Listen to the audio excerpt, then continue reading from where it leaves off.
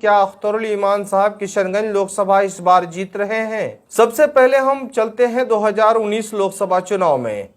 2019 की बात करेंगे, जब 2019 में एमआईएम से अख्तरुल ईमान साहब थे, जदयू से महमूद अशरफ साहब थे और वहीं कांग्रेस से डॉक्टर जावेद आजाद साहब थे।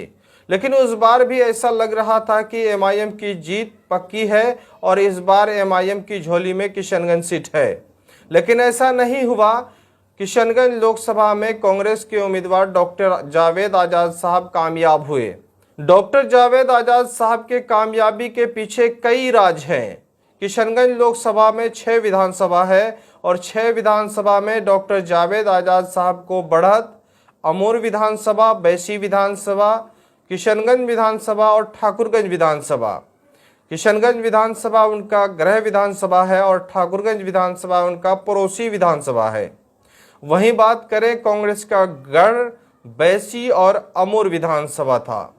अब जो है 2019 में जो चौंकाने वाला रिजल्ट आया है, तो जावेद साहब को किशनगंज विधानसभा और ठाकुरगंज विधानसभा में बढ़त मिला, लेकिन कोचाधामन और बहादुरगंज विधानसभा में इसको बढ़त नहीं मिला। लेकिन अमूर विधानसभा और बैसी विधानसभा में उसे काफ़ी बढ़त मिला, यानी अमूर विधानसभा में लगभग 73,000 और बैसी विधानसभा में भी 73,000, यानी 4 विधानसभा में वो बढ़त पड़ते, इसी वजह से वो कामयाब हुए थे। लेकिन लोग जो है कांग्रेस को क्यों वोट दिया उस बार, जो है अख्तरुल ईमान साहब को, एमआईएम को क्यों वोट नहीं दिया, तो समझिए। यानी कांग्रेसी लोग अगर किशनगंज लोकसभा में देख रहे हैं तो अमूर विधानसभा और बैसी विधानसभा में है। यानी अमूर विधानसभा में कांग्रेस का गढ़ कहा जाता था। 35 साल से वहां के लोग कांग्रेस के ही विधायक बनाते थे। अब जो है वहां पर बदलाव आया है 2019 के बाद 2020 विधानसभा चुनाव में। 2019 में कांग्रेस कामयाब हुए, उसके बाद अख्तरुल ईमान साहब की हम बात करें तो अख्तरुल ईमान साहब को किशनगंज लोकसभा में भी बढ़त नहीं हो पाया, ठाकुरगंज विधानसभा में भी बढ़त नहीं हो पाया।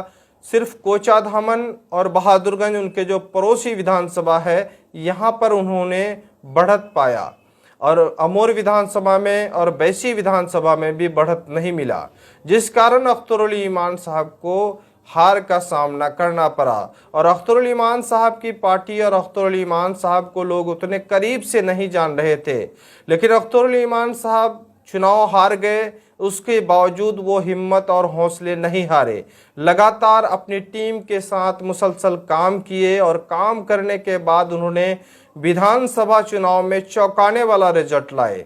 2020 विधानसभा चुनाव में अख्तरुल ईमान साहब सीमांचल से कई उम्मीदवार उतारे, लेकिन किशनगंज लोकसभा में जो 6 विधानसभा है, उन 6 विधानसभा में उनके 4 विधायक कामयाब हुए।